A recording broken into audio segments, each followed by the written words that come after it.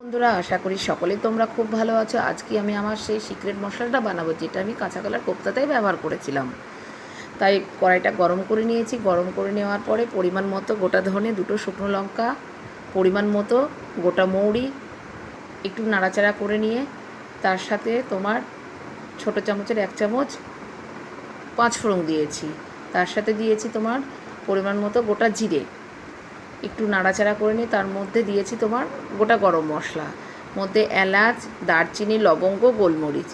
এইবার মশলাটাকে ভালো করে লো ফ্লেমে নেড়ে নিতে হবে। যখন মশলা থেকে একটা সুন্দর গন্ধ বেরোবে তখন গ্যাসটি অফ করে দিতে হবে। অফ করে দিয়ে এইভাবে নাড়াচাড়া করে নিয়ে মশলাটাকে ঠান্ডা করে নিতে হবে। এই মশলাটা তোমরা অনেক তরকারিতেই খেতে পারো, যেমন পাঁচ তরকারি, আমের চাটনি, আলু কাবলি, মুড়ি মাখিয়ে খেতে পারো, খুব ভালো লাগে খেতে। এবার এই মশলাটা ঠান্ডা হয়ে গেছে।